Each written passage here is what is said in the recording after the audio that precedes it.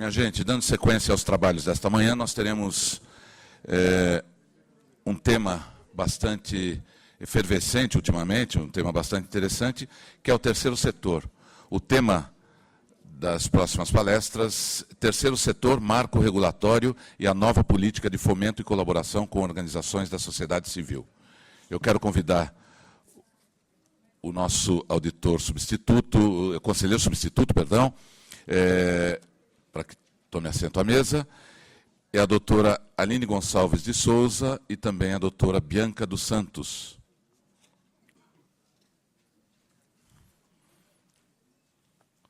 Mais uma vez, eu registro as presenças do nosso conselheiro decano, doutor Antônio Roque Cittadini, e os conselheiros doutor Kleber Dantas Eulálio e Joaquim Kennedy Nogueira Barroso, ambos conselheiros do Tribunal de Contas do Estado do Piauí. Muito obrigado pelas presenças. E doutor Luiz Menezes Neto, digníssimo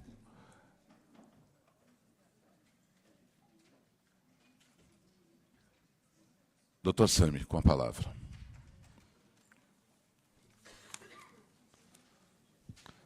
Alô?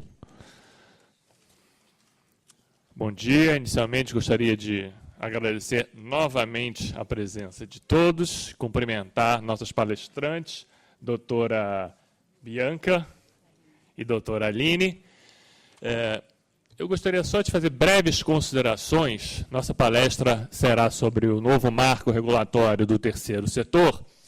E gostaria de falar poucas palavras sobre o papel do Tribunal de Contas do Estado de São Paulo e a importância que o nosso tribunal dá às fiscalizações de repasses públicos ao terceiro setor. Seja sob forma de subvenções, seja sob forma de convênios, termos de parceria, contratos de gestão, nós temos uma preocupação imensa em controlar, em avaliar e em orientar o gestor público sobre as melhores formas de fazer uso desses recursos públicos e de empreender as políticas de repasse. Mesmo antes dos debates sobre o novo marco regulatório, sobre a vigência da legislação atual, o Tribunal de Contas do Estado de São Paulo sempre foi muito preocupado e muito rigoroso, principalmente atento ao respeito por parte do gestor e da entidade privada beneficiária dos repasses, rigoroso com o cumprimento de princípios constitucionais que estão diretamente ligados a um repasse que se faça de recursos públicos a entidades privadas do terceiro setor. Então, a preocupação com que seja obedecido e respeitado o princípio da impessoalidade, ou seja, a preocupação que o Tribunal de Contas de São Paulo tem sempre em verificar se o poder público dos 644 municípios do Estado de São Paulo, ao repassar recursos a uma entidade privada, utilizou-se de critérios impessoais, objetivos, para selecionar uma entidade apta, merecedora e capaz de receber aqueles recursos e dar uma finalidade pública ao seu uso. Da mesma forma, o tribunal se preocupa também em verificar se as entidades que vão usar esses recursos públicos atenderam ao princípio da economicidade.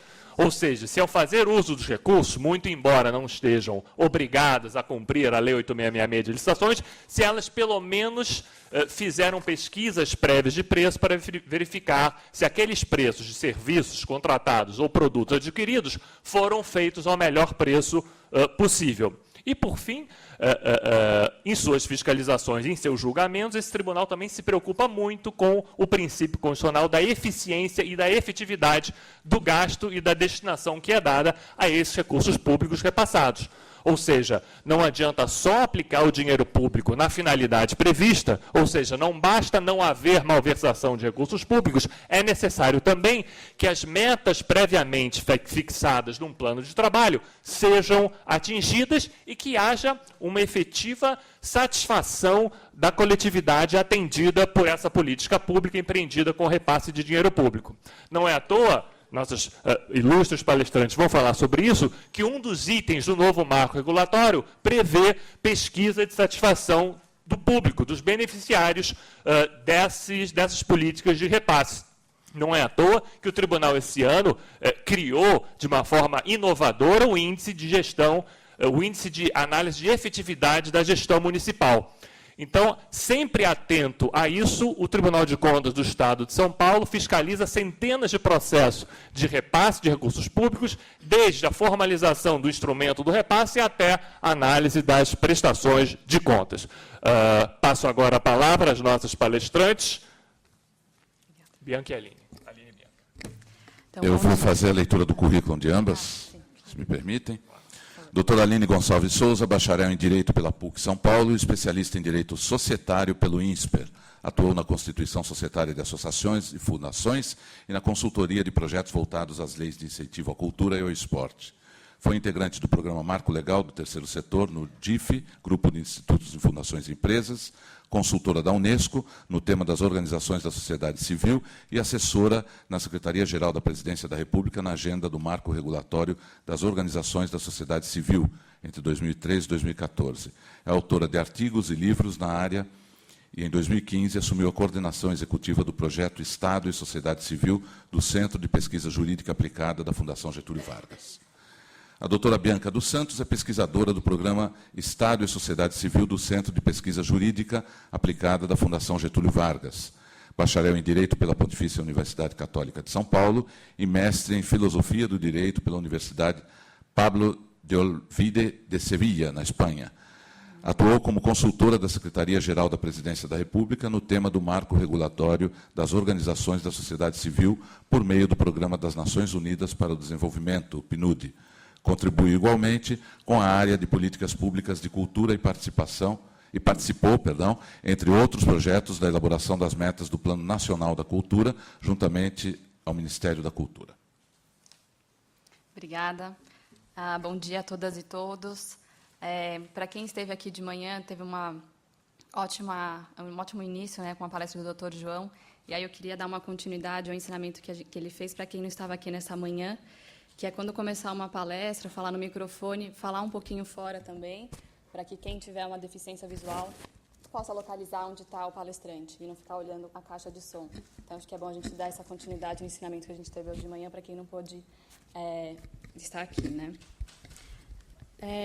A gente preparou uma apresentação apresentando alguns dados de pesquisa para a gente situar a agenda do marco regulatório das organizações da sociedade civil, e aí para trazer um detalhamento de como são as questões, como o Dr. Sami adiantou.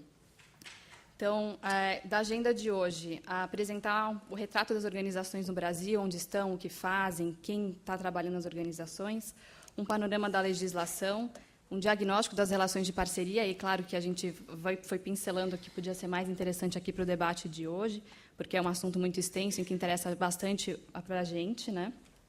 O contexto da criação da agenda do marco regulatório das organizações da sociedade civil, como que foi o histórico de constituição da Lei 13.019, que acho que é familiar para algumas pessoas que já estão aqui. E aí a gente conversa um pouco com todos sobre o momento atual, riscos, oportunidades, desafios. E aí, estando aqui hoje, o papel dos órgãos de controle, como é que a gente pode situar essa agenda, né? Então, para começar, aqui a gente tem um mapa do Brasil com as organizações espalhadas, né? A gente tem hoje 303.078 fundações e associações sem fins lucrativos espalhadas pelo Brasil. Elas acompanham a distribuição populacional, então, onde tem mais população, também tem mais organizações. Isso é um resultado da pesquisa que a Getúlio Vargas desenvolveu junto à Secretaria da Presidência da República. O Estado de São Paulo tem uma importância bastante grande, então, 23% das organizações da sociedade civil estão aqui no Estado de São Paulo. E aí um detalhe existem muitas organizações que estão sediadas em São Paulo, mas não necessariamente fazem uma atuação somente na localização paulista, né, paulistana. Então, existem organizações que estão aqui sediadas, mas que têm uma atuação nacional e Brasil afora. Áreas de atuação. Hoje, o retrato é que o maior grupo, concentra 30% das organizações, atua em defesa de direitos e interesse dos cidadãos, seguido das religiosas, depois cultura e recreação e assistência social. Existem outros subgrupos menores, mas esses são os principais. Hoje estão empregadas, trabalhando nessas organizações, 2,1 milhões de pessoas com carteira assinada. Isso é quase 5%, 4,9% dos trabalhadores brasileiros. Esse é um dado que a gente tem do registro de carteira assinada e que a gente sabe que, com certeza, existe existe força de trabalho muito mais ampla atuando em organizações pelo Brasil, muito pelo perfil do voluntariado e também quando não tem a formalização. Então, a gente sabe que tem um contingente de pessoas muito maior envolvido. Parcerias, o dado que a gente está trazendo aqui é de uma pesquisa realizada de 2008 a 2012, que é a mais recente sobre o tema. Com o governo federal, 1,2% só das organizações tiveram alguma relação de parceria. E aqui vou aproveitar para dizer, a gente não tem dados de estados e municípios consolidado para a gente fazer um retrato do Brasil sobre qual é a quantidade dessa relação de organizações que se relaciona com o poder público, né, com os órgãos, governo, de União, estados e municípios. Mas já é um dado para mostrar que não tem uma relação tão próxima como a gente, no senso comum, imagina, né? E aí, até aproveitar, por que a gente diz organização da sociedade civil e não organização não governamental mais, embora ainda seja uma expressão utilizada? Hoje, juridicamente, a gente ainda não tem nenhuma legislação em vigor que diga o que é uma organização da sociedade civil. Ela é um nome que a gente utiliza para fazer referência aos tipos jurídicos associação, fundação. Então, a diferença de não usar mais a nomenclatura de organização não governamental é de que as organizações não saiam da negativa, de que elas não são alguma coisa, mas são a organização da sociedade civil, e aí tem o seu protagonismo, e não estão nessa relação de dependência com o Estado necessariamente, embora reconheça que a parceria é muito importante para atingir diversas políticas públicas. Antes de passar para o próximo slide sobre o retrato das organizações, uma referência importante sobre fontes de pesquisa. A mais importante, até hoje divulgada, é a FASFIL, que é uma publicação do IBGE, IPEA, BONG e GIF, de 2012. Essa é a terceira publicação da FASFIL, a mais recente é de 2012, já aconteceu em 2002, em 2005 e 2012, é o que faz o retrato do Brasil sobre as organizações e vai mostrando também como foi o panorama de evolução. Existe uma outra, e dessa fonte que a gente extraiu esse slide, que é da Getúlio Vargas, que chama Mapa das OSCs, que está hoje sediada no site do IPEA. É um mapa que ele é georreferenciado e dá para navegar e fazer extrações específicas. Então, também é uma fonte importante para quem quiser pesquisar e entender mais onde estão as organizações de cultura no Brasil. Dá para fazer esse indexador e puxar quem são aquelas que receberam pela Lei Rouanet, quais são as que estão em conselhos de política pública, enfim. Existem vários cruzamentos possíveis hoje com as bases de dados públicas federais, mas que também pode ser uma plataforma para agregar outras sinergias e outros cruzamentos com bases que os tribunais tenham, que outros órgãos públicos tenham.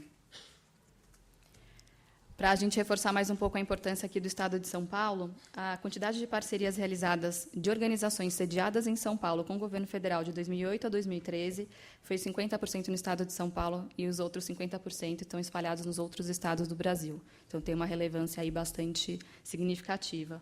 O próximo, em relação ao volume de recursos, é muito equilibrado a esse cenário do 50-50. Então, os recursos do governo federal para as organizações do Estado de São Paulo atingiu 49% no período analisado. Um pouco do panorama da legislação, e aqui o foco vai ser mais sobre a relação de parceria, porque o nosso objetivo é discutir a Lei 13.019, a política de fomento e colaboração que está aí na agenda do dia, né?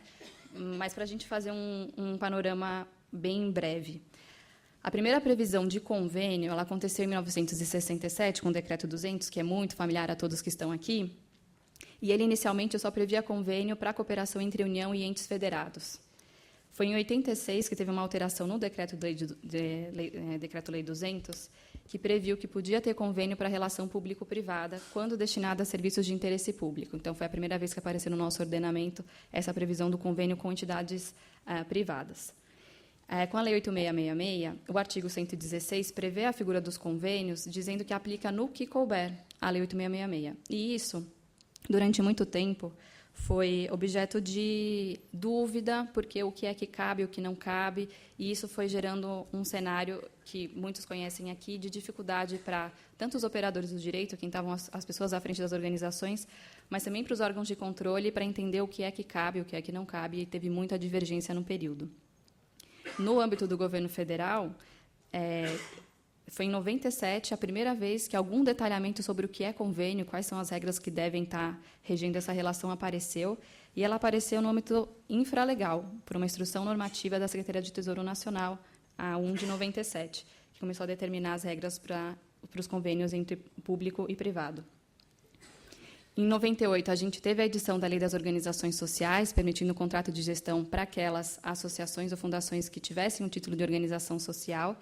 E aí vocês devem ter acompanhado, essa lei ela ficou durante 17 anos sendo julgada no Supremo Tribunal Federal. Foi agora, em 2015, que teve o julgamento pela sua constitucionalidade, reconhecendo o modelo.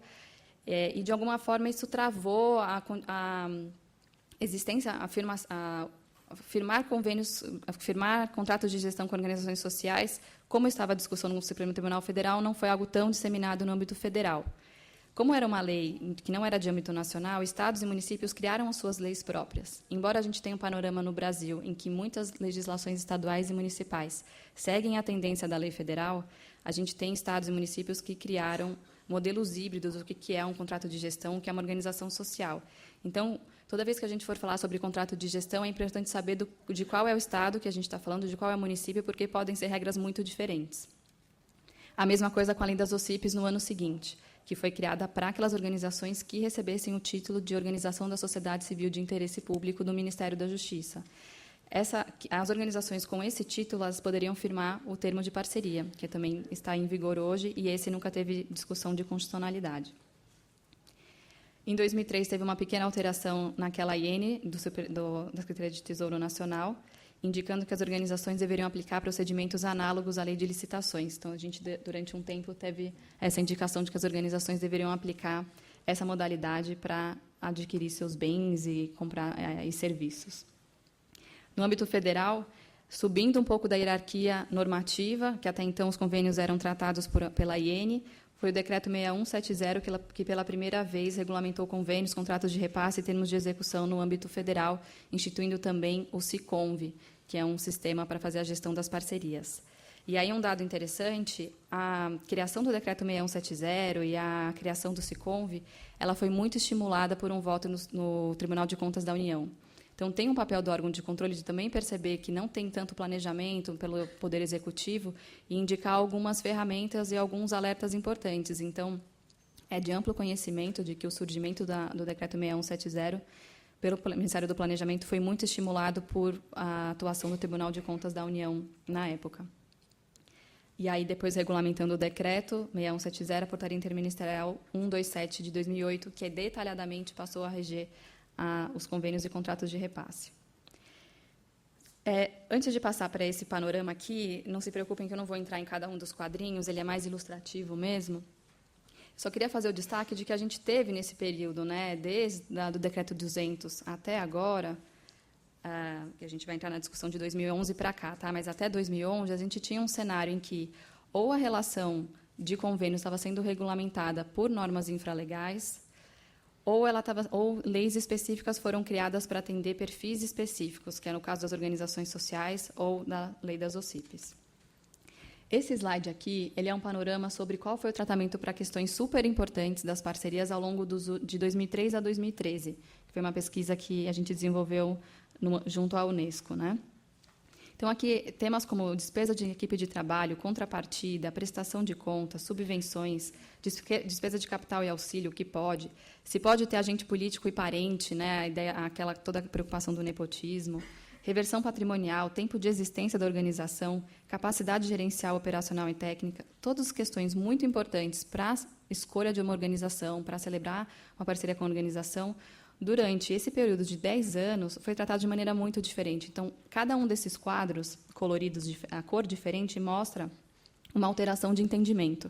E a gente está falando de ano a ano. Esse é o panorama das leis de diretrizes orçamentárias do governo federal. Se a gente fosse fazer esse mesmo exercício com estados e municípios, como a gente fez de algumas amostragens, também a gente verifica esse cenário. Então, a gente tem aí um histórico de um tratamento não constante, não equilibrado, de realmente mudança ano a ano, de questões tão importantes como essa. Então, só para dar um exemplo aqui, contrapartida. De 2003 a 2004, não tinha previsão se precisava ou não ter contrapartida pela organização. 2005 2006, podia ser facultativa, proibindo a exigência para as organizações de assistência social e saúde que tivessem um registro no CNAS. Aí, no ano seguinte, tiveram 3 anos em que ela passou a ser obrigatória e proibida para as organizações de assistência social, saúde, manteve a mesma proibição. Aí, em 2010, proibiu para todas. Em 2011, passou a ser facultativa. Então, pensando numa parceria em que tem mais de um ano de vigência, ficou bastante complicado fazer uma gestão segura, né, com a relação não é marcada por uma segurança jurídica, né, para dizer o mínimo, em relação às... Um outro exemplo de panorama de legislação importante para a gente contextualizar essa agenda. Questão de remuneração da equipe de trabalho. Muitas pessoas aqui devem saber que a gente tem uma preocupação importante com o terceiro setor, que é sobre a profissionalização, né? Então, cada vez mais a importância de atrair bons profissionais, pessoas bem formadas para essa área. Mas a gente tinha alguns limitadores. Mesmo as organizações que não faziam parceria com o poder público, então, por exemplo, vou dar o exemplo do Greenpeace. O Greenpeace, hoje, ele não recebe doação e nem faz parceria com nenhum governo. Isso está no estatuto deles, está na Constituição de princípios deles, e todo o recurso vem de doação privada, né, de pessoas físicas. Mesmo organizações como essa, que não têm nenhuma pretensão de relacionamento com o poder público, tinham uma regra de que, se elas não tivessem um título de OCIP, elas não poderiam remunerar seu dirigente, ou seja, não poderiam remunerar o seu diretor, o seu presidente. Eles teriam que estar ali de uma maneira voluntária. E aí pensar que algum voluntário consiga conciliar também o seu trabalho e, com seriedade, tocar uma organização, fica algo muito difícil, e realmente só para aqueles que conseguiam se desdobrar de maneira bem intensa. Então, a proibição de remunerar dirigente e presidente de organização sempre foi algo muito complicado e que, com certeza, foi causando dificuldades na gestão das organizações. Só que, aí, para piorar, para além da questão de proibir dirigentes e presidentes de organizações receberem recurso, existia uma previsão também sobre a despesa de equipe de trabalho, o que estava muito bem resolvida na lei das OCIPs e das organizações sociais, permitindo que as pessoas que estão trabalhando nas organizações recebam seus salários, seus rendimentos, seus salários, né, o Prolabore, proibido totalmente para convênios com entes federados, mas, no âmbito dos convênios, não existia uma previsão se podia ou não pagar a equipe de trabalho. O que seria algo muito óbvio, claro, a pessoa está pagando, ela precisa receber a remuneração, não foi algo que a gente encontrou no governo federal. Então, a gente fez uma pesquisa pela Lei de Acesso à Informação, e esse slide, as cores diferentes, né, o amarelo, o vermelho e o azul, mostram a diferença de entendimento. A gente já encontrou no mesmo ministério entendimentos contraditórios. Então, o que esse slide tenta mostrar? Foi uma pesquisa feita durante o ano de 2012, identificando atos normativos, editais e orientações exaradas pelos ministérios do governo federal. E aí, o vermelho é a proibição. Então, alguns ministérios dizendo não pode pagar a equipe de trabalho, alguns não dizendo nada e outros permitindo expressamente. Então, a gente tinha esse cenário. E aí, como é que isso se resolvia? Os ministérios que diziam que não podiam pagar a equipe de trabalho tinham como justificativa de que a organização tinha que entrar com aquela força de trabalho de maneira a contrapartida. Então, ela devia arcar com aquelas pessoas, a contrapartida dela por estar fazendo uma relação com o governo, e não contabilizava a importância do pagamento desse pessoal. Um outro exemplo do panorama, voltando ao slide aqui, é em relação à compra de bens e serviços, que foi algo até que o Dr. Sami, no início, comentou. A gente teve um tratamento muito diferente sobre como é que as organizações podem comprar bens e serviços, né? Então, antes de 97, não tinha previsão. De 97 a 2003, procedimentos análogos à Lei 8666. De 2003 a 2005, nos termos da Lei 8666, inclusive, de 2005 a 2007, com prioridade no pregão eletrônico. Então, não sei se tem alguma organização aqui que tenha vivenciado esse período do pregão eletrônico, mas existiu. E foi só em 2007 que passou a previsão da cotação prévia no Decreto 6170 do Governo Federal. Nesse período também teve julgamento no STF para indicar que, por ser privada, né, por ter natureza privada, as organizações não tinham que seguir procedimentos análogos à Lei 8666. Então, esse é um pouco do diagnóstico que foi identificado pelo grupo de trabalho instituído pelo Decreto 7568, que a Bianca vai explorar um pouco agora. Mas a gente tinha um cenário de muita insegurança jurídica.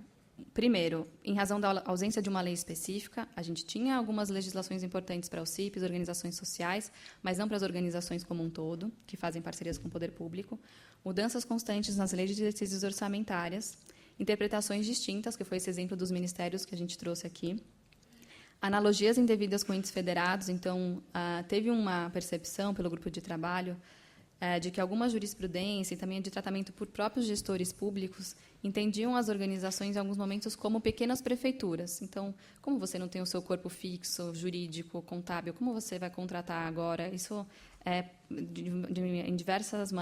em vários relatos, era algo constante.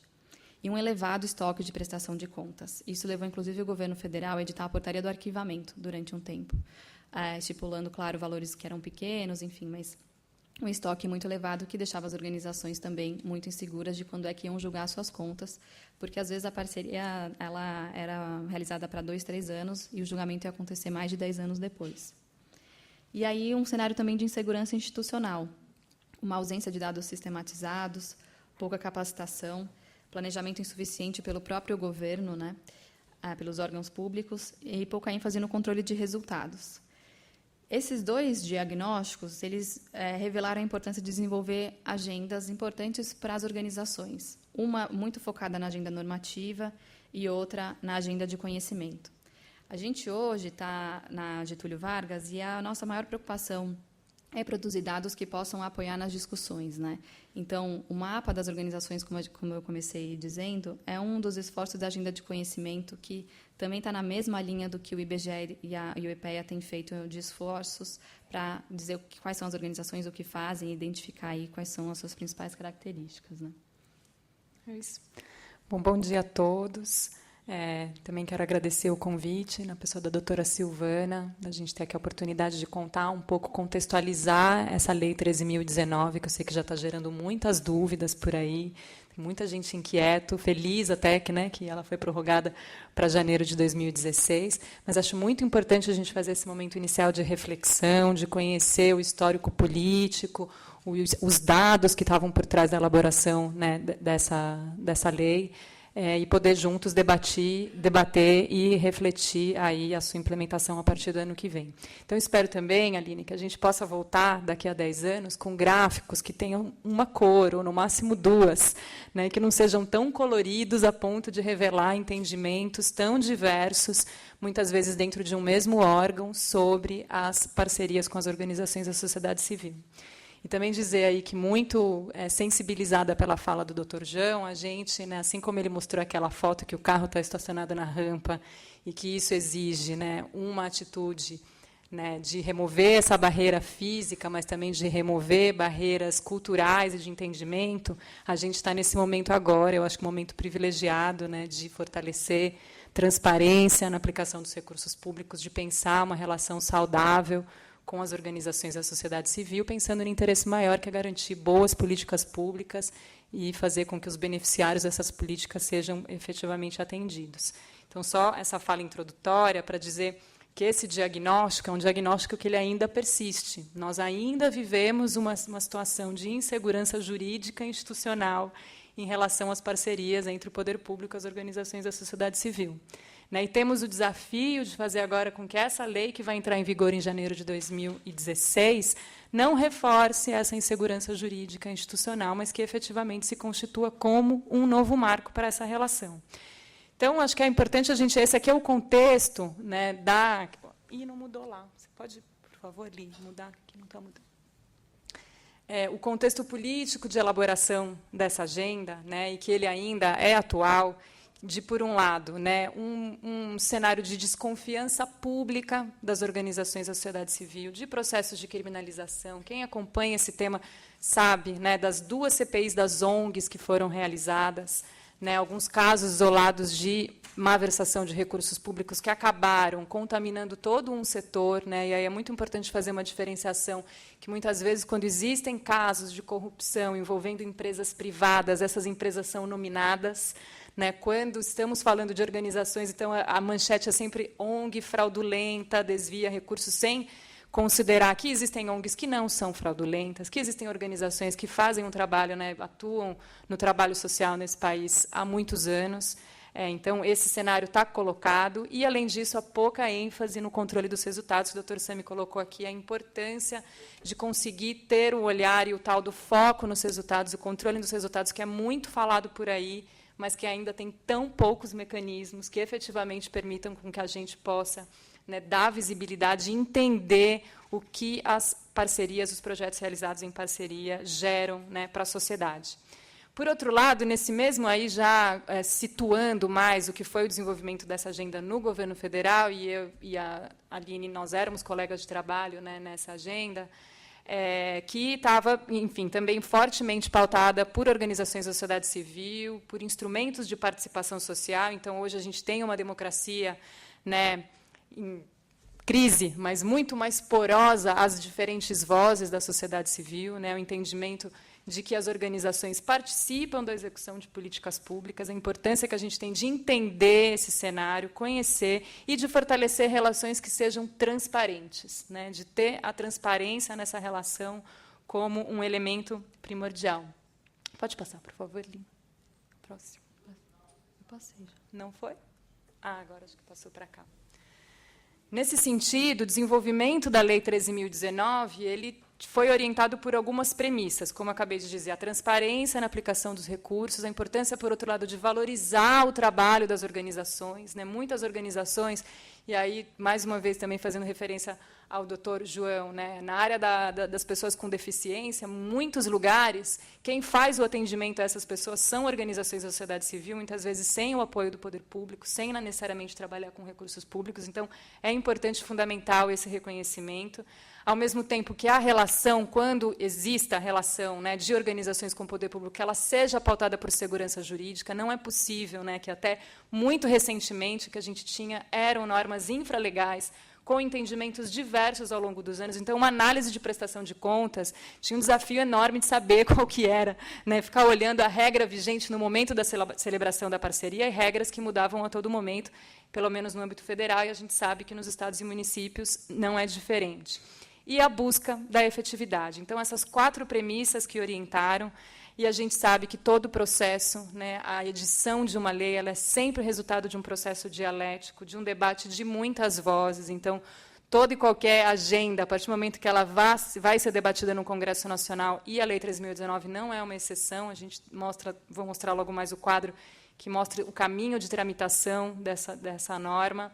Ela é, então, portanto, resultado de diversas vozes. Eu sempre digo, né, nos debates que eu tenho participado, que ela é uma lei com portas e janelas, né, que algumas janelas abertas a uma nova relação mais transparente, mais efetiva, algumas portas que parecem fechadas e difíceis de abrir, e a gente tem esse desafio, esse caminho interpretativo, né? Agora, os atores que participaram desse processo dialético, primordialmente, foram as organizações da sociedade civil, algumas reunidas numa plataforma. Então, esse movimento que provocou o governo federal, na época, a desenvolver uma agenda normativa para a sua relação com o poder público. O próprio governo estabeleceu um grupo de trabalho interministerial, e o Congresso Nacional, como eu disse, depois debateu amplamente essa agenda, transformando ela na lei. Eu trouxe aqui alguns marcos mais recentes dessa história, né, de busca de uma normatização entre as organizações da sociedade civil e o poder público, e quis destacar o resultado da segunda CPI das ONGs, uma fala do então ministro-chefe da CGU, o ministro Jorge Raggi, que esse é um trecho que foi retirado do relatório final da segunda CPI, onde ele diz que, do ponto de vista da forma e da natureza jurídica das ONGs, o marco legal existente no Brasil se caracteriza pela sua insuficiência, imprecisão e talvez mesmo pela sua inadequação, né? Então, isso foi, depois dos extensos trabalhos da Comissão Parlamentar de Inquérito, uma conclusão de que muitos dos problemas provavelmente, né, estavam ligados à imprecisão e inadequação do marco legal para essa relação.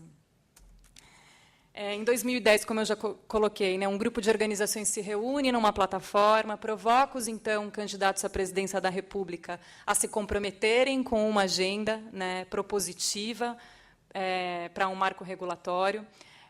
A presidente Dilma Rousseff, quando assume a presidência, monta esse grupo de trabalho interministerial com esse objetivo de pensar uma proposta. O grupo de trabalho tinha essa finalidade, então, de avaliar, rever e propor aperfeiçoamentos, até então, na legislação federal que regeria as parcerias. Esse grupo de trabalho também recebeu muito subsídio de um seminário internacional, não sei se alguns de vocês tiveram a possibilidade de estar presentes, e esse seminário, as conclusões desse seminário contou com especialistas, gestores. Uma das conclusões é que não era suficiente somente pensar uma nova lei para a relação das organizações com o poder público, mas de pensar uma agenda ampla que tratasse também da sustentabilidade econômica e dos processos de certificação relacionados às organizações. Então, na verdade, a Lei 13.019, ela responde a um pedaço do que é esse desafio complexo, né, e de entender o setor associativo no Brasil, que passa também pelos meios, como que essas organizações sobrevivem, já que a Aline trouxe um dado de que pelo menos com o governo federal apenas 1% delas recebem recursos, né? Então, quais são esses outros recursos mobilizados pelas organizações, até para pensar em termos, né, de tributação, propostas de simplificação tributária, e também em relação à sua certificação, né? Quais são os mecanismos de certificação, o que certifica uma organização. Esse grupo de trabalho que ficou elaborando essas propostas, eu gosto sempre de destacar a composição dele, enfim, conta com esses ministérios centrais, né, no governo federal, a Casa Civil, a própria Controladoria Geral da União, a Advocacia Geral da União, o Ministério da Justiça, o Ministério do Planejamento e o Ministério da Fazenda. Isso foi um grupo de trabalho paritário, né, que contou com representação da sociedade civil e do governo. E muitas pessoas sempre perguntam, nossa, mas e os ministérios de atuação finalística? O Ministério da Saúde, eu sei que já tem muitas dúvidas na área da saúde, como vai ser agora, na área da educação, da assistência. Eles também participaram de diversas reuniões bilaterais, mas é muito importante esse entendimento inicial na formação desse grupo de trabalho, de ministérios que têm que ter um olhar transversal, né? A gente já sabe que a Lei 13.019 ela vale para o Brasil todo e ela vale para todas as entidades privadas sem fins lucrativos na sua relação com o poder público. Então, é muito importante, a partir de agora, né, conseguir ter o olhar que sai especificamente das áreas, né, de atuação finalística, mas enxerguem as transversalidades. Então, o grupo de trabalho, a composição dele foi bem significativa nesse sentido. Toda essa etapa de discussões, né, e debates geraram uma minuta de projeto de lei que subsidiou tanto os debates que já aconteciam no Congresso Nacional, quanto a própria atuação da Secretaria-Geral da Presidência da República, que até hoje tem um locus de discussão sobre esse tema. Esse é o quadro da tramitação. É difícil resumir tramitação de lei, né, em um slide, assim, porque, né, sempre são as diferentes casas, mas ele mostra, tentar mostrar de forma bem resumida. Havia um projeto de autoria do senador Aloysio Nunes, que era resultado, né, da segunda CPI das ONGs, tramitando no Senado Federal. Né, o senador Rodrigo Hollenberg passou a ser o relator de um substituto desse projeto, abriu diversas consultas públicas que receberam contribuições de organizações, da minuta desse conjunto de debates efetuado pelo grupo de trabalho. E isso gerou um substitutivo que foi aprovado no Senado no final de 2013. No final de 2013, eu ainda confundo as datas. Ele sai do Senado, vai para a Câmara dos Deputados. Na Câmara dos Deputados é apensado a um outro projeto, e havia outros 24 projetos de lei tramitando sobre esse tema, né, o que mostra que era um tema central importante. Esse projeto que vem do Senado, o seu substitutivo então escolhido como novo substitutivo, ele é aprovado na Câmara dos Deputados, recebe o novo nome, o PL, o novo número, né, o PL 7168 de 2014, que é finalmente aprovado em julho como a Lei 13.019 de 2014. Ela foi publicada no Diário Oficial no dia 1º de agosto do ano passado. Teria um prazo de entrada em vigor de 90 dias, para desespero de muitos, né, como em 90 dias fazer todas as adaptações necessárias à lei. Então, foi editada em 29 de outubro, né, logo ela ia entrar em vigor, entrou uma medida provisória prorrogando por mais um ano a sua entrada em vigor, e eu achei hoje que a gente já estaria falando sobre a Lei 13.019 em vigor, né, já discutindo os decretos de regulamentação. Mas não, estamos aqui ainda, temos uma nova medida provisória que foi editada há 2 semanas atrás, no dia 21 de julho, prorrogando a entrada em vigor da Lei 13.019 até janeiro de 2016. Tem uma flecha aí embaixo que mostra o processo de regulamentação, que já está acontecendo em diversos estados e municípios, no governo federal também, Inclusive, foi aberta uma consulta pública para contribuições. Eu sei que a Prefeitura de São Paulo também abriu uma consulta pública, o governo de Minas Gerais também abriu uma consulta pública para contribuições. Com certeza tem muita expectativa sobre essa minuta de decreto federal, costuma acontecer, né, esperar o decreto federal para as edições das normas locais, mas esse processo continua e acho que é importante acompanhar de perto o que os decretos de regulamentação vão trazer de novidades sobre a lei. Então, vamos lá. As principais alterações trazidas pela Lei 13.019, eu vou me permitir fazer uma pergunta para o público. Quem já conhece os 88 artigos? Quem já deu uma lida na lei? Tá, a maioria. Quem não conhece, nunca viu nada ainda, assim, no detalhe. Tá jóia. O último debate que eu participei, eu perguntei, eu falei, quem conhece ainda assim continua querendo conhecer mais? Aí todo mundo... Vamos lá, tenho aqui brevemente as principais alterações. A primeira dela, abrangência nacional. Então, durante muito tempo, a discussão era de edição de uma norma para as parcerias com o governo federal. Né? Quando a discussão foi para o Congresso, houve, então, o entendimento de que seria bom a uniformização, né, dessa lei, que ela se transformasse numa lei de âmbito nacional, que vai exigir, obviamente, a adaptação aí de todos os estados e dos mais de 5.000 municípios do Brasil às novas regras. Por outro lado, traz a vantagem de uniformizar entendimentos em âmbito nacional, para que a gente possa voltar daqui a 10 anos com gráficos menos díspares em relação aos entendimentos. A lei cria 2 instrumentos jurídicos próprios em substituição aos convênios. Né? E aí, enfim, não vai ter mais convênio, porque vai ter outra coisa em seu lugar. Né? Tem muito surgido aí também muitas dúvidas quanto mas e agora? Não vamos ter mais convênio. Sim, não vamos ter mais a figura do convênio, que foi considerado um instrumento inadequado. Né? Acho que a exposição da Aline mostrou um termo pensado para o repasse entre entes públicos, portanto, pautado por toda a lógica da administração pública. Então, o que se tem agora é a possibilidade, né, de criar um campo próprio, voltado especificamente para a relação entre organizações da sociedade civil e poder público, por meio dos termos de fomento e o termo de colaboração.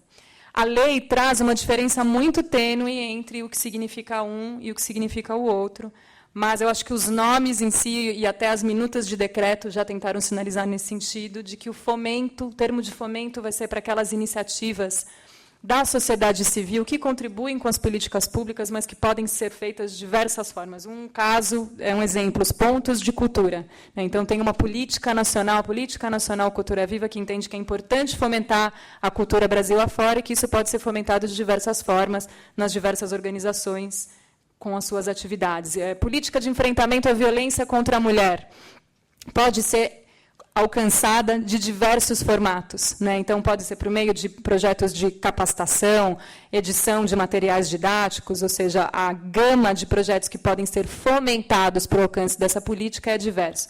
Os termos de colaboração, eles já se referem àqueles casos onde a política é mais parametrizada, onde se conhecem mais os seus indicadores. Isso um caso, né, uma área que provavelmente vai celebrar muitos termos de colaboração, a área da assistência social, né, que já tem toda a política com muita clareza sobre como as organizações da sociedade civil podem colaborar com o poder público no alcance dos resultados.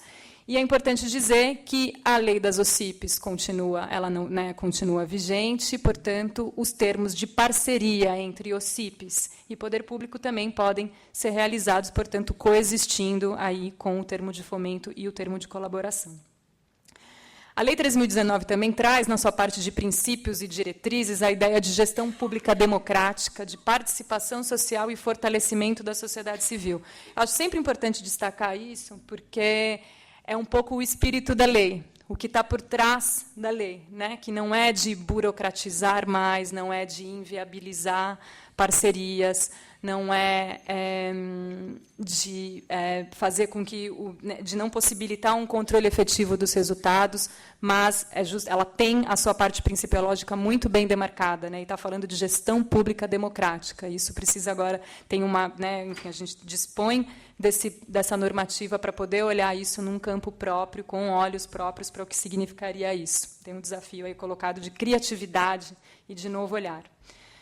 A lei também traz a possibilidade de atuação em rede. Eu não sei quantos de vocês, e aí a gente pode até dizer o que inspirou a criação desses dispositivos para atuação em rede. Foi um projeto realizado no semiárido brasileiro, da Articulação do Semiárido, ASA, que é um grupo uma rede formada por cerca de 1.000 organizações que constroem cisternas em lugar onde falta água, onde as pessoas não têm água para sua agricultura, para consumo. Esse projeto foi muito curioso até, né, porque ele sempre foi realizado por organizações locais, pequenas, onde era muito importante poder, primeiro, ensinar a técnica de construção da cisterna e depois fazer como essa cisterna, como ela ia se fazer a manutenção dessa cisterna pela população local. Né. Quando o Ministério do Desenvolvimento Social entendeu que isso estava alterando o cenário ali do semiárido, gerando, né, fortalecendo a agricultura, quis incorporar isso como uma política pública, fizeram uma licitação com uma empresa que a modalidade mais em conta era de construção de uma cisterna de plástico. Né? Essa seria a solução. Não, vamos fazer essa de plástico, que tem essa tecnologia. Com o sol do Nordeste, elas começaram a ter problemas e deformações. Então, entenderam que aquele tipo de cisterna não funcionava, que precisariam construir a cisterna de alvenaria, que era mais efetiva, e que, mais importante do que construir, é que a comunidade se apropriasse da cisterna, cuidasse coletivamente dessa cisterna que ia beneficiar mais de uma família. E esse trabalho só poderia ser feito em rede. Só poderia ser feito por pequenas organizações locais, que muitas vezes a estrutura federal não dá conta de alcançar, não dá conta de chegar nesses territórios, não dá conta de dialogar com aquele pequeno agricultor que está no interior de algum estado do Nordeste. Então, a atuação em rede, a previsão de atuação em rede é muito inspirada por esse modelo, ainda vai ter muita discussão de como isso vai se dar, o decreto de regulamentação deve trazer mais detalhes, mas estou trazendo aqui para vocês um pouco o que inspirou essa previsão. Outra coisa fundamental que o Dr. Sami colocou logo no começo, né, da importância da impessoalidade, eu acho que o marco regulatório é um marco nesse sentido. Né, o chamamento público já é uma prática em algumas gestões, só que agora ele deixa de ser somente uma prática e passa a ser obrigatório em âmbito nacional.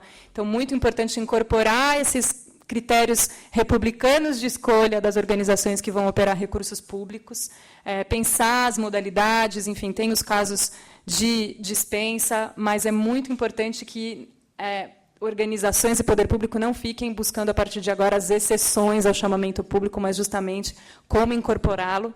Né? Isso não significa dizer que agora está instaurada a lógica da competição e da disputa entre organizações da sociedade civil, mas de pensar como, a partir desse campo de sociedade civil, é importante aquela que é a mais apta, aquela cujo histórico de atuação melhor pode atender aquela política, seja a selecionada, e pensar os critérios, né, de seleção a partir de agora.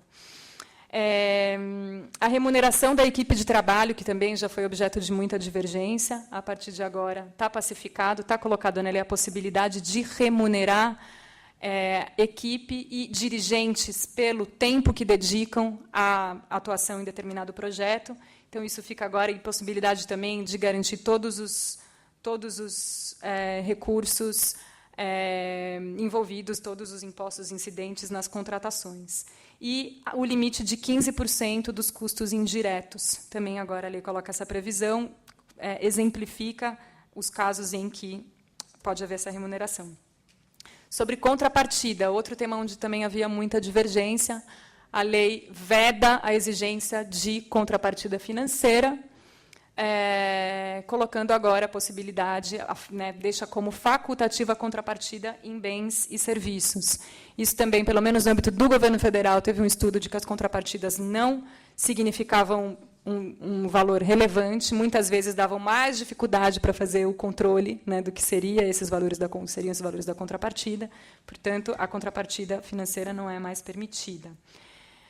A lei começa a desenhar e coloca alguns dispositivos voltados justamente a pensar a efetividade na relação de parceria. Então, tanto criando comissões de monitoramento e avaliação, a possibilidade de visitas em loco, a possibilidade de pesquisa de satisfação com os beneficiários. Então, uma tentativa para fortalecer esse foco nos resultados, né, para ter um olhar para os resultados efetivamente alcançados e que o controle possa exercer um papel importante nesse novo olhar. Há a possibilidade também de simplificação de prestação de contas, que isso já está gerando bastante debate, muita discussão, grupos de trabalho tentando propor alternativas, né, e soluções a essa simplificação, com um recorte que também foi pensado aí com os números do governo federal e que agora cada estado e município tem que pensar a sua realidade.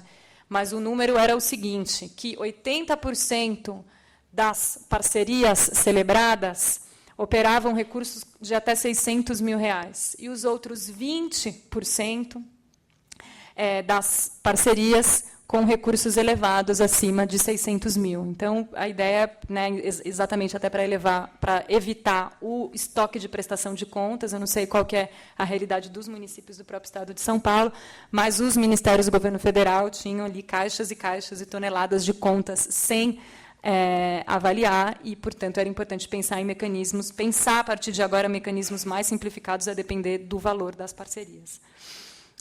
A lei também traz, isso não é só um ponto, né, ela só está colocado lá num dos seus dispositivos, a importância de cooperação entre União, Estados e municípios para capacitação. E aí, capacitação de gestores, capacitação de organizações, eu acho que aqui o trabalho que a Escola de Contas faz é fundamental, muito importante ter esse espaço, esse entendimento, né, de que é importante capacitar gestores para as novas leis. A lei é uma lei complexa, vai exigir, sim, que organizações e gestores públicos tenham conhecimento sobre as novas regras. Então, é muito importante aí bater na porta, né, dos executivos e das escolas de governo, universidades também podem ser parceiras nesse processo de formação e capacitação para a Lei 13.019. Já terminando, a possibilidade de manifestação de interesse social, que amplia, né, a possibilidade de que não só organizações constituídas, mas coletivos, movimentos, até mesmo cidadãos que identificam um determinado problema, uma possibilidade, né, de intervenção em seu bairro, na sua cidade, possam apresentar ao poder público, né, a ideia, a possibilidade de uma parceria. Esse ainda é um mecanismo que vai ser melhor regulamentado, mas a ideia é de, né, ter essa participação ativa da sociedade civil, indicando possíveis, né, o desenvolvimento de possíveis projetos e programas. E, por fim, desse resumo que eu trouxe para vocês, a importância de comunicação pública, né? Então, o entendimento de que a sociedade brasileira, em geral, não conhece as políticas, os programas que são realizados em parceria com a sociedade civil. Não sabe que, na área da saúde, uma grande parte do serviço é feito por organizações, que, na área da assistência social, também.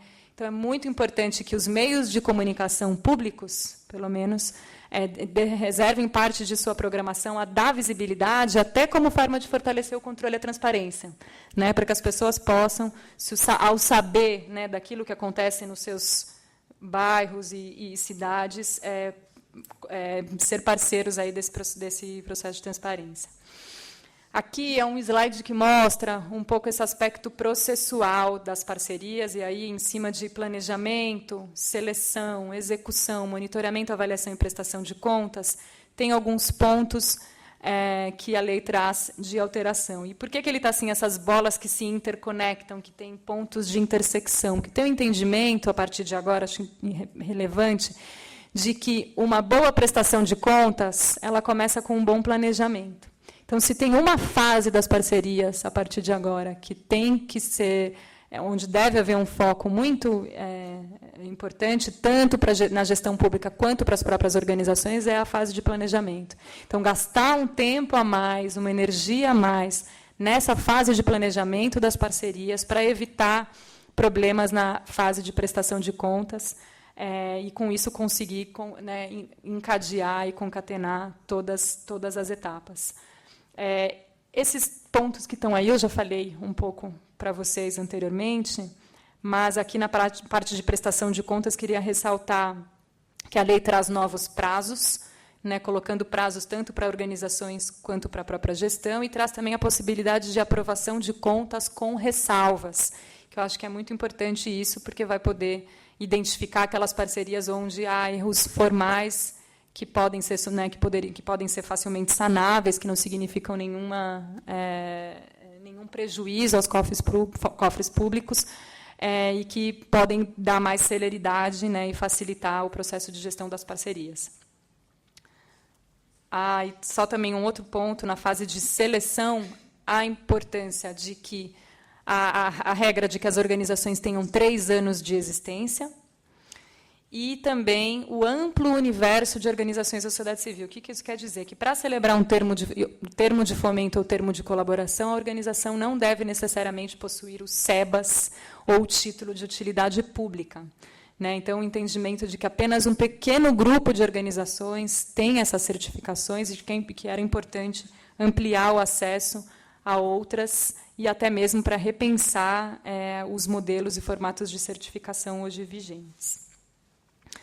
A gente trouxe aqui alguns riscos e oportunidades desse momento atual, né? Como eu disse, a ideia era, né, a expectativa é que a gente hoje fosse falar de uma lei que já estivesse em vigor, ela ainda não está, o que certamente tem algum efeito desmobilizador, né? Eu sei que a gente tem ouvido, poxa, mas e aí, será que a lei vai entrar mesmo em vigor? Já é a segunda prorrogação, né? A gente espera que com essa possibilidade, né, de um novo marco, ela sim entra em vigor em janeiro de 2016, mas, sem dúvida, essa segunda prorrogação teve um efeito desmobilizador. Tem um outro risco também, que isso reforce, muitas vezes, o baixo planejamento por parte do poder público, né? Porque já se passaram, já é mais de um ano, já faz mais de um ano que a lei foi publicada, e é importante que esse planejamento efetivamente ocorra. O que tem, assim, aí já não é parte das nossas pesquisas GV, né, mas mais da nossa participação em alguns eventos, alguns municípios têm feito a migração das parcerias para os contratos de gestão com organizações sociais, ou até mesmo, né, reforçando que as organizações tenham o título de OCIP. Então, é muito importante que, muitas vezes, com o medo do novo marco regulatório, né, pensando que vai ser muito difícil a sua implementação, haja uma migração pouco planejada para outros sistemas, que é muito importante que eles coexistam, né, é muito importante que haja coexistência de diferentes instrumentos e formas de parceria com as organizações da sociedade civil, mas isso deve ser feito de modo planejado e, obviamente, atentando para a especificidade de cada política. Outra coisa também, muita gente diz, é a Lei 8666 das ONGs. Não é. Não deveria, pelo menos. Ela é uma lei própria para esse campo, poder público, organizações da sociedade civil. Então, a gente tem que ter cuidado para não, né, olhar o novo com os olhares com o olho do antigo, né, estender a lógica da Lei 8666 para as organizações. E, por fim, um risco que tem que ser colocado é de que, em lugar de trazer mais segurança jurídica, a lei possa ocasionar ainda mais insegurança, levando à judicialização e, aí, obviamente, a limitação do acesso à justiça somente àquelas organizações que são mais estruturadas e que podem dispor de advogado, enfim, para esse acesso. Tem esse cenário um pouco de riscos, mas tem um outro também de oportunidades, né? Nós somos otimistas e achamos, né, que é muito importante, a partir de agora, fortalecer o espírito da lei, de transparência, participação, efetividade nas parcerias, promover amplo debate nos municípios, estados e no governo para a elaboração dos decretos regulamentadores. É muito importante que as organizações participem da elaboração dos decretos, das portarias, das normas que vão regular a relação. Trata-se da relação de 2 entes distintos, que operam em 2 lógicas distintas, né? O poder público na lógica da administração pública, organizações da sociedade civil regidas pela lógica do direito privado. É importante fazer essa diferenciação, entender que a parceria é o ponto de encontro dessas 2 lógicas.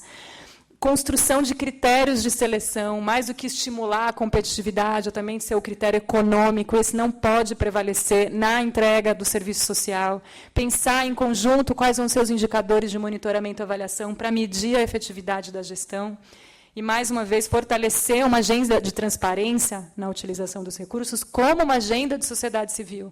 Né, os órgãos públicos já estão submetidos à Lei de Acesso à Informação, e a Lei 13.019 agora traz também mas exigências de transparência também por parte das organizações. Então, é muito importante que as organizações mostrem também como os recursos estão sendo utilizados internamente e que a gente tenha essa agenda como uma agenda compartilhada.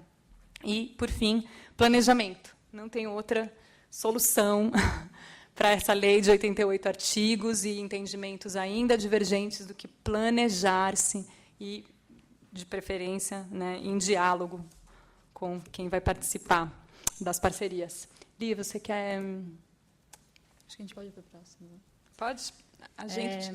E aí também um pouco das possibilidades de oportunidades que, mesmo a lei não estando em vigor, já podem hoje começar a influenciar e apoiar tanto no olhar dos órgãos de controle como também no poder público. A questão da transparência e da impessoalidade é algo que é uma das premissas mais importantes dessa agenda, e ela não depende da lei entrar em vigor para acontecer. Então, uma prática de chamamento público ela é mais do que desejável, né? Assim, a indicação de critérios objetivos para selecionar uma organização, dos critérios objetivos para analisar se o trabalho que ela está fazendo está sendo bem feito ou não, está atingindo a efetividade do que esperava daquela parceria, é algo que não necessita da entrada em vigor dessa lei para acontecer. Inclusive, tem iniciativas muito importantes já de alguns anos, de algumas pastas específicas, né, tanto no governo federal quanto estados e municípios Brasil afora. Então, nesse momento, o papel dos órgãos de controle é muito fundamental para a promoção de uma cultura de transparência e efetividade nas parcerias com organizações. Então, a gente percebe que, ao longo dos anos, tem uma influência até para que a gestão pública no Poder Executivo seja influenciada por indicações de critérios e orientações que os tribunais de contas podem dar. Então, isso já é uma realidade que pode se fortalecer ainda mais. Então, uma oportunidade muito importante, consolidar entendimento sobre aspectos importantes das parcerias, seja por meio de súmulas, seja por meio de jurisprudência, seja por meio de cartilhas, consolidar entendimentos em relação a critérios de seleção, pagamento de equipe, pode ou não pode fazer doação de bem público, pode ou não pode ficar com o bem que foi comprado, então aquele computador que foi comprado na parceria, pode ou não pode ficar com a organização, faz mais sentido que fique com ela economicamente para a eficiência da política pública, então que fique e que isso não seja um problema depois. Enfim, consolidar alguns entendimentos que já são hoje temas polêmicos e que aparecem na legislação é algo muito importante. Até para aqui fazer quem não teve contato com a legislação ainda, esses 88 artigos ele é um resultado de um cenário em que temas polêmicos e sensíveis, como eram um tratamento muito díspares, teve uma disputa para que eles aparecessem na lei de âmbito nacional. Mas que se a gente tivesse um cenário de um pouco mais de segurança jurídica, talvez eles estivessem tratados em regulamentos, portarias, e não tivesse tanto uma preocupação de levar uma especificidade do dia a dia de uma parceria para uma lei de âmbito nacional. Isso aconteceu muito pelo nosso histórico, né? Então, o consolidar entendimentos, ele já apoiaria hoje no ambiente dessa relação de parcerias. Aprimorar procedimentos e solucionar controvérsias, fortalecer o controle por resultados. Então, cada vez mais, ter parâmetros para que isso seja fortalecido é importante. Um exemplo básico de gestão sobre isso, e isso é comum nos tribunais de contas. Analisando o volume da parceria, pode fazer, naquelas que têm um volume menor, volume menor de recursos e uma quantidade maior de parcerias, que seja feita uma amostra, uma seleção de fiscalização em locos por amostra, por sorteio, e não que despenda todo um corpo da administração pública para ir lá acompanhar aquela parceria, mas que ela possa ter outros mecanismos de apoio. Aí o controle social é muito importante, aí mecanismos de transparência é muito importante, porque aí você permite que o próprio beneficiário, pessoas da comunidade possam fazer as denúncias, possam acompanhar e ser um apoiador aí dos órgãos de controle nessa busca pelo controle de resultados. Apoiar a construção dos procedimentos simplificados de prestação de contas determinados pela nova lei, é nessa mesma lógica de controle por risco, de análise por risco. Apoiar no desenvolvimento de modelos de edital, termo de fomento ou de colaboração, plano de trabalho e outros. Algo que a gente foi percebendo ao longo dos estudos é que a questão da segurança jurídica ela foi tão marcante, ela teve tanta contribuição no cenário de desconfiança que estabelecer a regra do jogo de uma maneira mais universal possível é o ideal.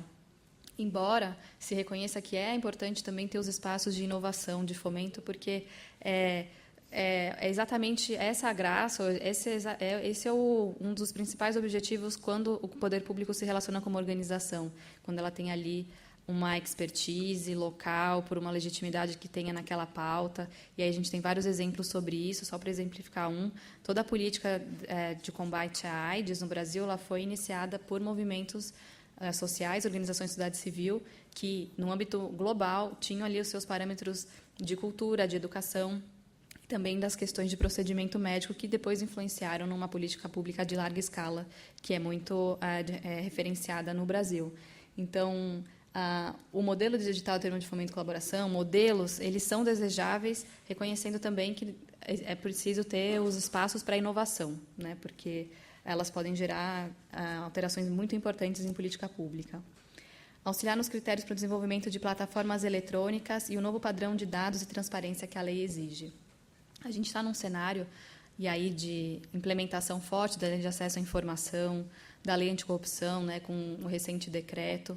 Tem uma preocupação geral, e aí para o setor privado, não só os sem fins lucrativos, né, mas o setor privado em geral, que nas relações privadas-privadas e nas relações com o poder público tenham plataformas de transparência muito importantes e que possam mudar a realidade que a gente, infelizmente, teve nesses últimos anos, né, que acabou contaminando todo um setor. Nessa questão de plataforma eletrônica, no âmbito federal existe esse sistema que eu mencionei no começo, que foi até originado de uma recomendação do Tribunal de Contas da União, que é o SICOMV. Qual que é o objetivo? Cada vez mais tornar eletrônico o procedimento de informar a nota fiscal, enfim, que isso permita os cruzamentos de dados de uma maneira mais automatizada e que a prestação de contas possa ser um clique no final. Enfim, tudo aquilo que eu fui prestando ao longo da execução da parceria, ali está entregue por um relatório que é gerado.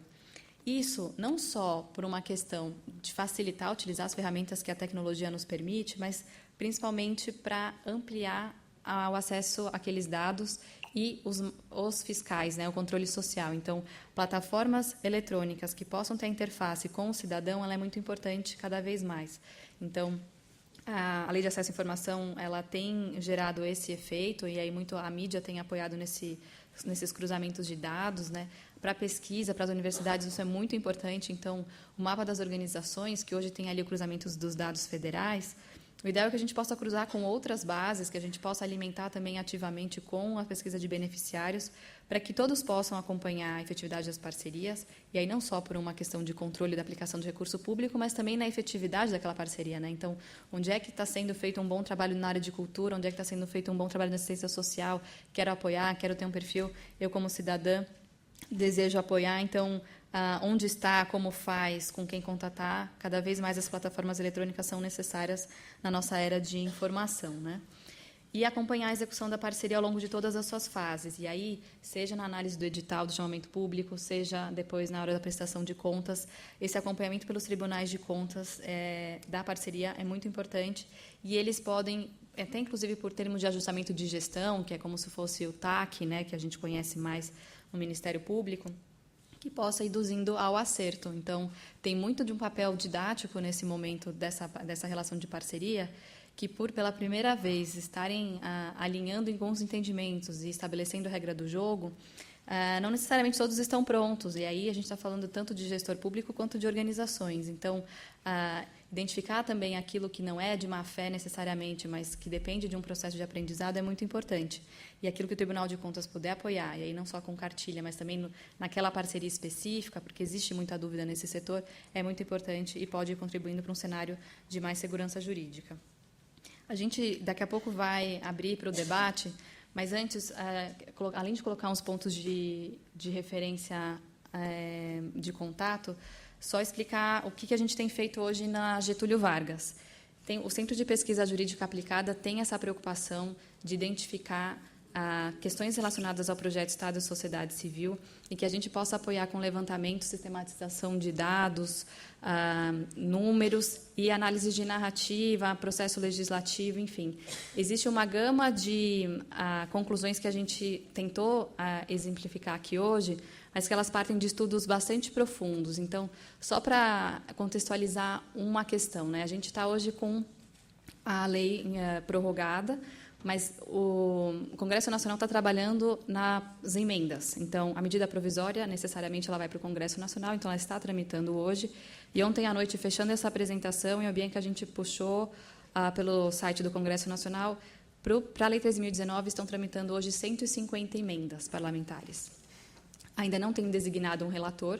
Isso é comum, né, de ter uma chuva de emendas nesse processo, mas fazer essa análise, e aí não só no conteúdo do que essas emendas estão colocando, mas também como é esse processo legislativo, quem são os principais autores, é algo que nos interessa bastante, e a gente estimula que outras pessoas se juntem a nós também, a gente tem alguns espaços de interação importantes, e aí, para exemplificar e a gente até, inclusive, conheceu a doutora Silvana nesse momento, o Diálogo Paulista entre órgãos de controle e organizações da sociedade civil, que é sediado na Getúlio Vargas, com o apoio do CONASSE, com o Conselho Nacional de Controle Interno, e a Associação Paulista de Fundações.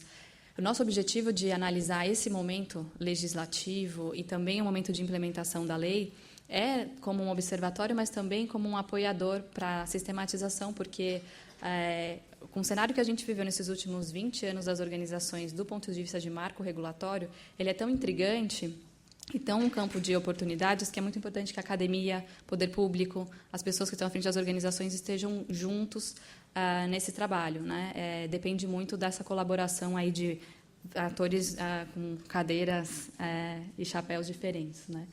Então, a gente fica à disposição agora para o debate. Temos aqui também alguns slides ocultos que a gente pode torná-los transparentes agora também, para aprofundar alguns detalhes sobre o que está hoje colocado na legislação e alguns aspectos que foram colocados como polêmicos para a regulamentação. Então, o que gerava mais dúvida. Então, tendo espaço aqui, a gente também pode abrir esse debate, e aí as pessoas podem sair daqui também com um pouco mais dessa troca de informação e atualização do que a gente tem sentido de debate público sobre o tema da Lei 13.019. Então, novamente, agradecer a oportunidade.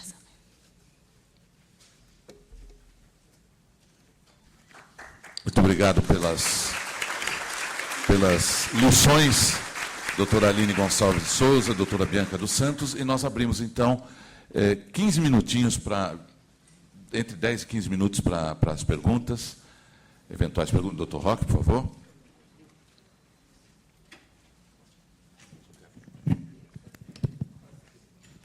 Tá bom. Primeiro, cumprimentar as expositoras. Na verdade, eram 3 perguntas, mas vou fazer uma primeira. O que vocês acham que levou a presidente Dilma a acordar de manhã e falar: hoje não vou andar de bicicleta, eu vou prorrogar a vigência dessa lei? O que foi que levou ela a prorrogar? Alguma coisa há de ter. Que força é essa? Não havia motivo nenhum. Por que ela foi prorrogada, essa lei a começar? Primeiro.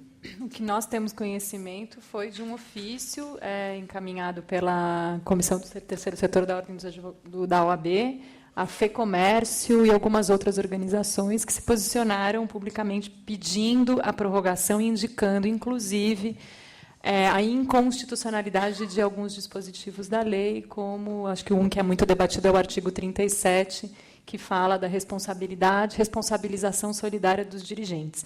Esse foi nessa segunda prorrogação. A primeira prorrogação foi provocada por manifestações da Frente Nacional de Prefeitos, da plataforma, a plataforma não sei, mas diversas organizações. Já teve um processo de mobilização público solicitando a prorrogação. Então, foram entidades privadas. Foram entidades do terceiro setor, que seriam beneficiadas pela lei. No caso da OAB, eu não sei se é uma entidade... Também, a OAB é uma coisa mista, aí, mas também. Então, não foi o governo que falou: olha, eu errei, deixa eu dar mais um prazozinho, mas as entidades que estão do terceiro setor que falaram... Que publicamente se manifestaram, obviamente que... Tem algumas que não manifestaram, mas fizeram força, né? Imagino. O que a gente... exposição de motivos à medida provisória faz uma indicação de ausência de planejamento para a aplicação da lei. Então, e aí coloca muito na conta do poder público. Estados e municípios, principalmente municípios pequenos, é assim que colocam na exposição de motivos, não estão preparados ainda. Mas veja, esse é um argumento que, se for aplicado, nenhuma lei entra em vigor. Exato. Quem conhece um pouco há de ver que nenhuma lei entra em vigor. A segunda questão que eu queria colocar, esse debate é muito interessante. Isso, na verdade, tudo começou com essa reforma do Estado que implica, que aceita o terceiro setor, que passa a ter uma posição importante na gestão dos recursos privados e públicos. Isso tomou um grande desenvolvimento no final dos anos 90. Não é? Nós tivemos aqui o ministro Luiz Carlos Bresser Pereira, que foi o pai dessas coisas todas aí, que veio aqui e pintou um mundo que seria uma mudança fabulosa, tal, as OCIPs, as ONG não, porque ONG já tinha, né? Mas ele foi a partir daí. Isso já tem o quê? Quase 20 anos, 20 anos. Quase 20 anos. E nós, naquela oportunidade, já debatíamos isso tudo aí. Isso, naquele momento, havia um boom no mundo todo, que, no fundo, reflete o fracasso do Estado. O Estado não consegue atingir os seus melhores objetivos em todas as áreas, no apoio às pessoas, na área da saúde, na área da cultura, reflete um fracasso do Estado, mas, igualmente, reflete um fracasso do setor privado, que também não conseguia resolver os problemas daquele que o Estado não resolvia, né?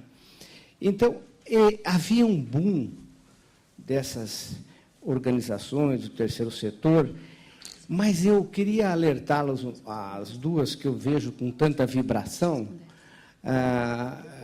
eu queria alertá-las o seguinte: que hoje este boom está se esvaziando no exterior.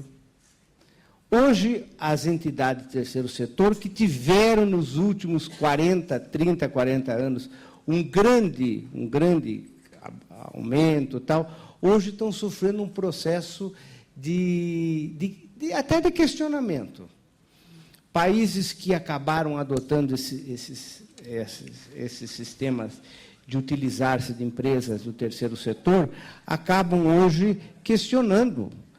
Alguns lugares gastam mais do que gastavam antes.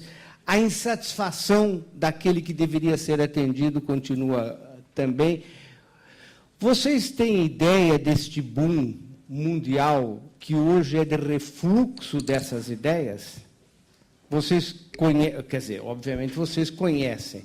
Eu queria saber se vocês têm alguma explicação por que países que nos últimos 30 anos adotaram tão decisivamente uma política com o terceiro setor, através de parcerias, etc., tal, nos últimos anos há um refluxo disso aí. Eu acho que essas duas questões estão bem colocadas para vocês aí se divertirem. Obrigada, conselheiro. É um tema super interessante esse, e ele está muito permeado por uma questão de visão de Estado, de visão de prestação de serviço público, né? Então, uma das complexidades que a gente vivenciou quando, né, a lei estava sendo tramitando no Congresso Nacional é que é uma agenda que ela é muito técnica, muito tecnicismo, mas ela é muito ideológica também, né? Que concepção que se tem de Estado. Em relação ao mapeamento mundial, a gente tem essas figuras mesmo, né? Então, tem alguns estados que fazem a prestação de serviço mais estadista, mais diretamente, aqueles que fazem uma prestação mais equilibrada com as organizações e aquele perfil que delega mais. Então, a gente tem essa composição aí mundo afora. Existe uma organização internacional que olha marcos regulatórios de organizações de sociedade civil e essa interação com o poder público, que é a ICNL, é uma fonte muito importante para a pesquisa, que é o International Center for Non-Profit Law. Em relação a essa tendência, a gente não consegue fazer essa leitura global. Existem diferenças e o que a gente conseguiu mapear é que, no mesmo tempo que estava tendo a discussão do marco regulatório em 2011 e 2012, isso também estava acontecendo em alguns outros países. No mesmo sentido, de olhar qual que é a regra do jogo e como é que pode ser essa parceria de uma maneira um pouco mais saudável, porque até então estava solto, né? Aconteceu isso na Austrália, na Itália e aqui na América Latina, no Chile, esse entendimento foi forte. E aí, até para puxar um pouco de uma outra agenda de pesquisa importante, começou a acontecer, não no sistema de boom, mas de inserção das empresas sociais. Não sei quem está familiarizado aqui, mas alguns países criaram esse tipo societário, empresa social, que no Brasil tem até um grupo estudando o Sistema B, que certifica as empresas que se denominam empresas sociais, embora elas vistam a roupa de limitado ou sociedade anônima aqui no Brasil. Então, tem essa questão de o que são, o que fazem, muito relevante, uma discussão muito atual, de reformas de marcos regulatórios. Como a gente colocou naquele primeiro slide, no Brasil, a gente só tem 1% das organizações recebendo recurso federal, o que é um pouco intrigante no nosso senso comum, um pouco de leitura de jornal. A gente tem, pelo menos eu tinha até conhecer esses dados, o imaginário que seria uma relação muito mais próxima. Então, tem, com certeza, uma necessidade de olhar esse campo, não só das organizações que fazem parceria com o poder público. É uma agenda mais ampla. Tem organizações que, inclusive, não querem fazer essa parceria. E elas fazem atuação muito importante para a defesa de direitos, enfim. Então, inclusive, o controle social, o controle de transparência, que possam estar ali a Transparência Brasil, por exemplo, que não recebe recurso público, mas está ali de olho no orçamento, de que está sendo feito, né? Então, exemplos de organizações assim, tem um campo que normativo esteja preocupado com isso é muito importante. Então, não necessariamente é uma leitura de fracasso do Estado. Tem uma percepção de que fazer a parceria com aquela organização tem um papel de atender determinadas políticas de maneira mais efetiva e tem um outro de fortalecer também esse setor. Então, tem aí uma via de duas mãos, né? Ela não é só o utilitarismo do poder público de que está querendo fazer mais e melhor com aquela organização, mas também o reconhecimento de que é preciso fortalecer a democracia ou as organizações que estão atuando em prol de defesa de direitos e na área de conquista, né, de direitos. Então, isso não é algo de senso comum, isso é resultado de uma pesquisa do IPEA também, de por que o gestor público faz relação de parceria com as organizações. E tem, assim, isso a gente precisa aprofundar muito, e aí mecanismos de controle da efetividade das parcerias pode apoiar. Para a gente analisar também números, né? Se realmente está mais barato, mais efetivo, porque não necessariamente o mais barato é o mais efetivo, enfim, nessa relação, ela é muito peculiar, né? Então, acho que um pouco a gente não consegue fazer essa leitura global de tendência do Estado assumindo mais a execução de política pública. O que a gente pode dizer é que, no Brasil, as áreas que mais têm participação das organizações diretamente é em saúde, assistência social e educação. E aí, na educação, se a gente for parar para pensar, até na saúde, né, não é o perfil de organização de direitos humanos, são as santas casas, são as grandes universidades. Então, tem um hibridismo também entre o que a gente costuma conhecer, né, tem na cabeça do que é uma ONG, e aí uma instituição grande com porte dos sem fins lucrativos. E isso, nessa tendência de criação de tipo societário específico de empresa social, é algo que fica muito interessante. Porque será que deve vestir essa mesma roupa de sem fins lucrativos? Uma organização da sociedade civil ela se define simplesmente porque ela não distribui lucro entre os seus dirigentes? Ou a gente precisa exigir algo mais nessa atuação no interesse público não estatal? Né? Então, são questões muito interessantes, que não existe uma resposta pronta, e eu acho que, felizmente, não existe essa resposta pronta, porque coexistir esses modelos é algo que deixa todo esse assunto, todo esse setor mais interessante, e essa relação de atingimento de políticas públicas e de interesse público mais interessante. Né? Eu acho que só complementando essa ideia de pensar interesse público, né, que não necessariamente o Estado é detentor de interesse público, né, um Estado pode muitas vezes estar permeado de interesses privados e vice-versa, né, não necessariamente uma entidade privada sem fins lucrativos é detentora do chamado interesse público, né. Acho que essa é uma discussão para a gente ter, e acho que a lei aponta, acho que, né, o Bresser, né, professor Bresser, há tempos atrás, falou em reforma de Estado, talvez a gente esteja num novo momento para refletir, né, sobre o que seria a participação das organizações da sociedade civil, sem que isso signifique minimização do Estado, sem que isso signifique a delegação, né, do Estado de políticas públicas que devem ser universais e garantidas por um Estado forte. Mas como pensar numa forma de colaboração, né, e de fomento à sociedade civil que fortaleça também direitos, que fortaleça políticas públicas pautada por transparência e não significando a substituição, a entrega, né, do interesse público para agentes privados. Podemos já começar? Pois é, pessoal, o negócio é o seguinte, me chegaram aqui as perguntas de vocês e eu não sei se por conta da modernidade do mundo virtual e do império dos teclados, eu não consigo mais ler coisa manuscrita. Então, eu deleguei, por falar em delegação, eu deleguei às duas palestrantes a atribuição de ler e escolher, cada uma delas, uma pergunta, e o restante, as outras perguntas, aqueles que fizeram e de outros que têm interesse, elas se ofereceram para dar um e-mail, algo de contato para vocês. Isso. Tem e-mail na tela. Tá. Quem quiser pode escrever à vontade. Tá? Então, cada uma delas já está com a pergunta. Então, pode ser o quê? Por ordem alfabética? Quer falar? Aline. Aline, a B. A minha simples aqui, alguém perguntou, queria saber um pouco mais sobre o termo de ajustamento de gestão. Eu tive contato com esse instrumento muito na interação com órgãos de controle. Existem iniciativas junto à CGU e também exemplos de alguns tribunais de contas em estados aqui no Brasil que criaram essa figura. Ele é um análogo ao termo de ajustamento de conduta e o objetivo é identificando alguma falha, que não tenha aí uma má-fé, algo que tenha um grande dano ao erário, e que ela possa ser resolvida por meio da adoção de algumas providências no meio do caminho da execução de uma parceria, que possa ser feito esse termo de ajustamento de gestão entre o órgão o órgão público e a organização da sociedade civil, também tendo como interveniente o Tribunal de Contas ou o órgão de controle que está à frente dessa fiscalização. É algo interessante para que não fique só no momento da prestação de contas, a orientação do que deve ou não deve ser feito, né? Por exemplo, uma inovação da legislação é a possibilidade de aprovação com ressalvas. Então, é algo que não tinha expresso na legislação até hoje para as organizações de sociedade civil, que é identificando alguma falha formal que não cause dano ao erário, que não seja rejeitada a prestação de contas, né? Que ela possa ser aprovada com ressalvas, com essa orientação de que na próxima deve ser corrigida. Então, é um pouco esse o espírito do termo de ajustamento de gestão, que tem, inclusive, essa sigla, TAG. Ele já existe hoje em alguns lugares.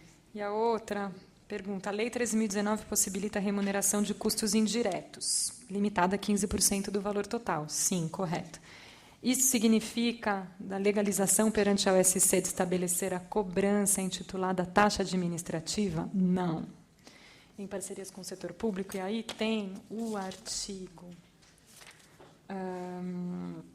só um minutinho... Está na página anterior. As parcerias deverão ser executadas, sendo vedado realizar despesas a título de taxa de administração, de gerência ou similar. Então, elas não se confundem. Os custos indiretos não se confundem com taxa de administração. É artigo 45, tá? Aí o final da pergunta termina: como qualificá-la em casos do Tribunal de Contas, julgá-las como proveito econômico próprio em benefício ao SC, em detrimento da sua constituição original como entidade sem fins lucrativos. Então, a gente tem que ter essa clareza. Pode haver remuneração dos custos indiretos, que são todos aqueles custos necessários para a realização da parceria. Indiretos, né? Não necessariamente vinculados ali à atividade do objeto, mas indiretos ao seu alcance. Mas a lei é muito clara que não é permitida taxa de administração, taxa de gerência ou similar. Tem algumas questões que vieram perguntando sobre a saúde. E eu acho que a gente adoraria dar uma resposta contundente e certa sobre o que vai acontecer na área da saúde. Então, acho que tem que continuar acompanhando. Acho que esse processo das emendas é fundamental, acompanhar essa tramitação no Congresso Nacional agora das emendas à medida provisória. E também alguns projetos de lei que já têm saído sobre esse tema, justamente para pensar como que a área de prestação de serviços continuados fica face à Lei 13.019. Mas não temos uma resposta sobre o que vai acontecer na área da saúde, tá bom? A princípio, está sim, obrigada pela lei. É isso. Bom, vamos